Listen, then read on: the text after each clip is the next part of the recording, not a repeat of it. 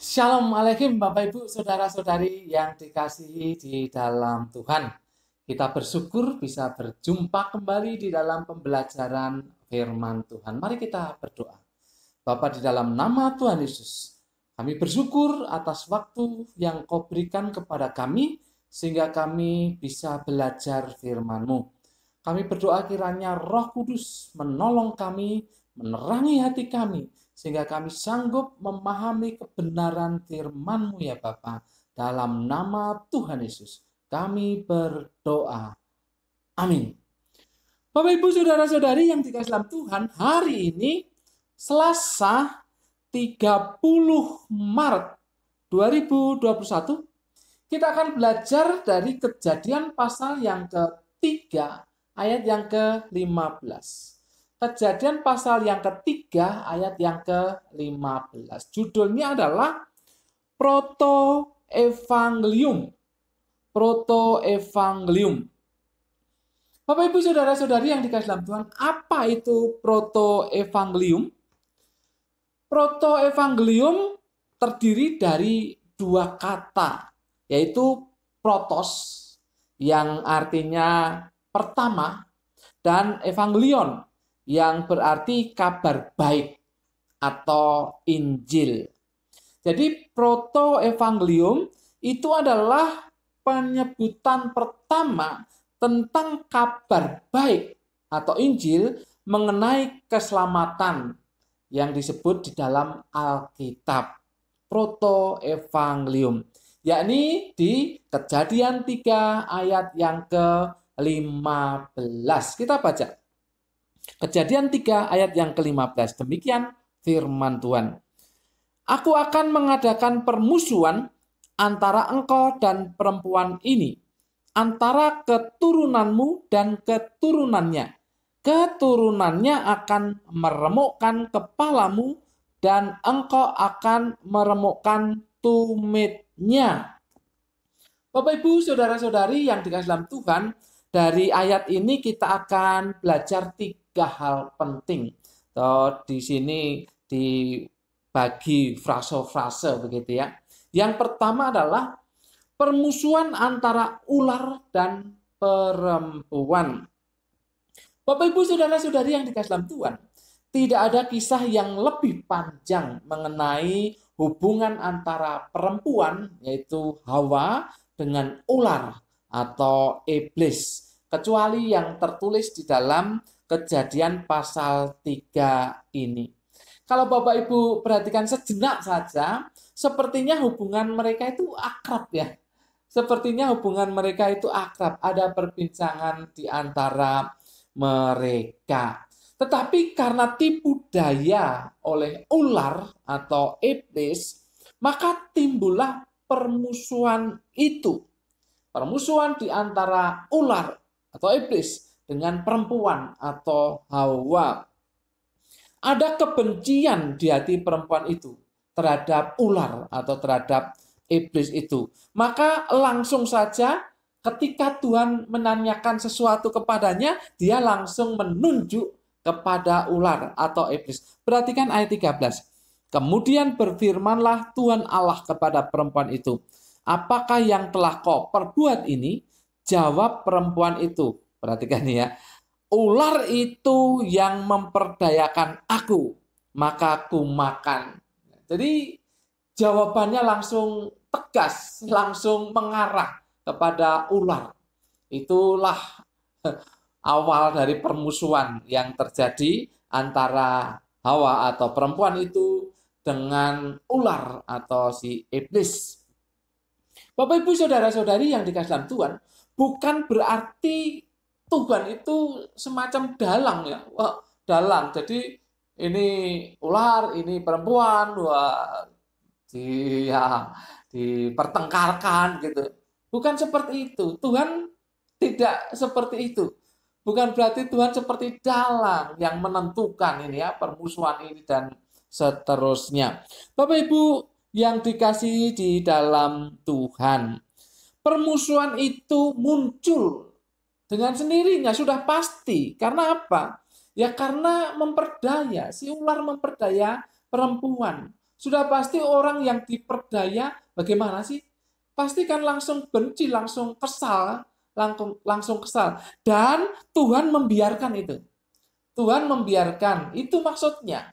Jadi bukan Tuhan sendiri yang menjadi sumber permusuhan kebencian, bukan. Tapi permusuhan kebencian itu muncul dengan sendirinya karena diperdaya oleh si ular. Dan Tuhan membiarkan itu terjadi. Jadi yang pertama, permusuhan antara ular dan perempuan itu.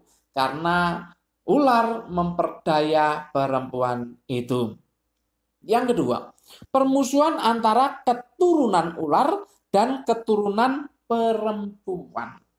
Bapak Ibu saudara-saudari yang dikasihi dalam Tuhan, yang dimaksud dengan keturunan ular, kalau kita belajar secara komprehensif ya, itu pertama menunjuk kepada sepertiga malaikat yang mengikut dia. Sepertiga malaikat yang mengikut dia. Itu keturunan ular, keturunan naga itu ya, sepertiga malaikat, sepertiga bintang-bintang disebutkan dalam kitab Wahyu yang diseret oleh ekor ular itu. Jadi itu keturunannya, sepertiga malaikat yang mengikut dia. Kemudian juga orang-orang yang berkarakter jahat atau fasik, dimulai dari Kain. Kita tahu itu ya, Kain. Kemudian selanjutnya, seterusnya, ya setelah itu zaman setelah Nuh, ya seperti itu. Jadi orang-orang yang berkarakter jahat, itulah keturunan. Tuhan Yesus tidak segan-segan atau juga mengucapkan seperti itu kepada mereka. Bahkan Yohanes Pembaptis juga mengatakannya. Nah, mereka adalah keturunan, ya keturunan ular. Jadi orang jahat itu, orang yang berkarakter jahat atau fasik begitu ya. Itulah keturunan ular. Bapak Ibu saudara-saudari yang dikasihi dalam Tuhan, sementara keturunan perempuan siapa?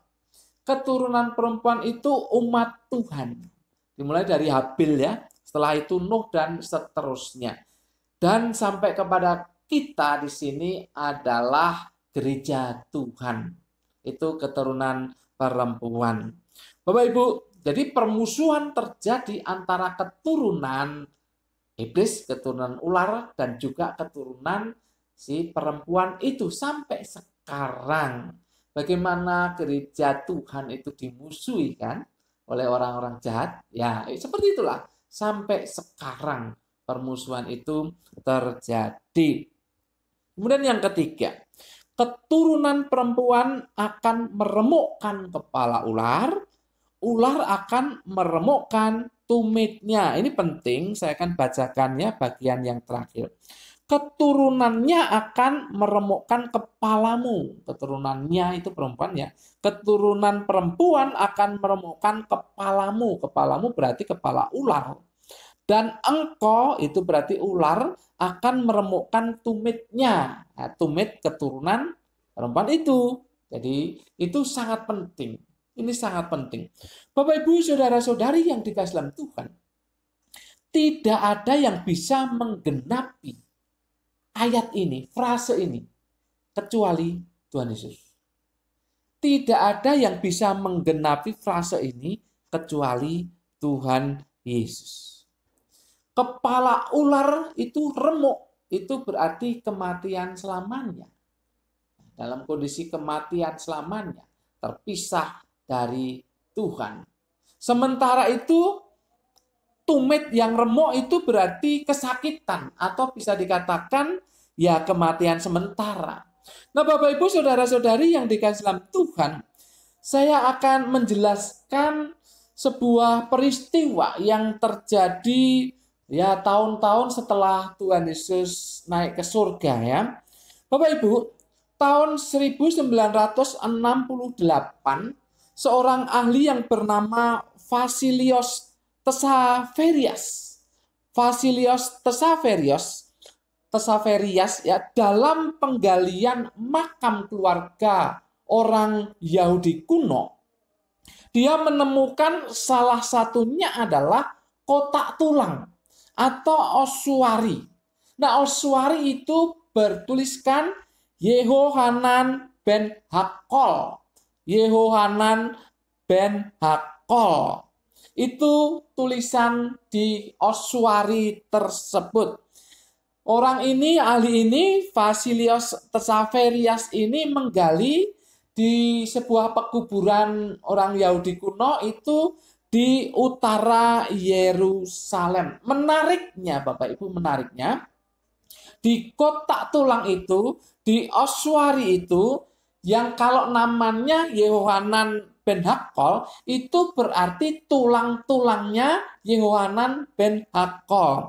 Nah, rupanya ketika ditemukan, ossuari itu ditemukan dan dibuka, ternyata di dalamnya masih ada tulang tumit yang terpaku. Jadi masih ada pakunya, paku yang besar di tulang tumit bagian kanan. Bapak Ibu, ini menarik sekali ya. Yehohanan itu tulangnya ditemukan itu ada paku yang besar di tulang tumitnya dan tidak remuk. Ini menariknya di situ. Kemudian penelitian dilanjutkan oleh seorang ahli yang bernama Joesias. Kalau yang menemukan tadi adalah Vasilios Tesaverias. Tetapi ini kemudian penelitian dilanjutkan oleh Joesias. Setelah diadakan penelitian yang luar biasa, maka Joesias ini menyimpulkan beberapa hal. Bahwa orang yang namanya Yehohanan ben Hakol itu tingginya sekitar 169 cm. Umurnya sekitar 24 sampai 28 tahun. Dia matinya disalibkan. Itu sekitar tahun 50 sampai 70. Mungkin kita berpikir, jauh dengan Tuhan ya. Tuhan kan sekitar tahun 30-an, jauh. Begini Bapak Ibu Saudara-saudari yang dikasih dalam Tuhan. Kita tahu bahwa masa itu adalah masa pemerintahan Romawi yang mengambil salah satu bentuk hukuman bagi orang-orang yang dianggap pemberontak, yaitu hukuman salib. Itu kan dimulai pada zaman Persia. Jadi sebelum abad Masehi sampai dengan abad Masehi di pemerintahan Romawi itu ada yang namanya hukuman salib. Jadi kalau Tuhan Yesus sekitar tahun 30-an dan kemudian Yehohanan ben Hakol ini sekitar tahun 50 sampai 70 itu masih dalam satu periode hukuman salib ada dan diberlakukan. Artinya apa? Bahwa artinya itu bentuk hukuman salib ya seperti itu. Jadi kalau kemudian Vasilios Tesaverias yang dilanjutkan oleh Joesias meneliti bahwa tumit yang dipakukan itu merupakan bentuk penyalipan. Bapak Ibu Saudara-saudari yang dikasihi dalam Tuhan, kenapa saya percaya ini? Kenapa saya mengaku ini? Bapak Ibu, yang dikatakan di dalam proto-evangelium tadi, bahwa keturunannya akan meremukkan kepalamu dan engkau akan meremukkan tumitnya. Engkau akan meremukkan tumitnya, bukan telapak kakinya. Nah Bapak Ibu Saudara-saudari yang dikasihi dalam Tuhan, berdasarkan temuan dari tulang tumit kanan dari Yehohanan ben Hakol ini, dan kemudian diteliti ada pakunya yang masih menancap, dan ternyata dia dihukum salib karena dianggap pemberontak atau penjahat oleh pemerintah Romawi. Maka bentuk penyalipan pada zaman itu, pada abad pertama khususnya, termasuk penyalipan terhadap Tuhan Yesus, itu kedua kakinya dipisahkan. Kedua kakinya dipisahkan oleh, yaitu tadi salib, salibnya yang vertikal. Salib yang vertikal. Jadi dipisahkan dan diganjal dengan sebuah kayu. Nah itu yang ditemukan. Diganjal dengan sebuah kayu, lalu dipakukan. Jadi tidak menumpuk. Kaki itu tidak menumpuk satu dengan yang lain, bukan, tetapi menyamping ya. Satu di samping kiri, satu di samping kanan dari salib yang vertikal itu. Dipakukan dan diganjal dengan sebuah kayu. Bapak Ibu Saudara-saudari yang dikasihi dalam Tuhan, ini sekali lagi bagi saya sesuai dengan kalimat keturunannya akan meremukkan kepalamu dan engkau akan meremukkan tumitnya. Bapak Ibu, kalau demikian maka kita bisa melihat bagaimana sengsaranya orang yang disalib. Karena tumitnya yang dipaku, kita bisa bayangkan ya, tumit yang dipaku. Wah, ini ngeri sekali ya, betapa luar biasanya. Nah, kalau lebih panjang itu tentang tangan ya, tentang tangan. Sedikit saja saya jelaskan bahwa memang tidak ditemukan paku di tangannya itu, yang ditemukan, tulang yang ditemukan itu. Tidak ada paku di situ.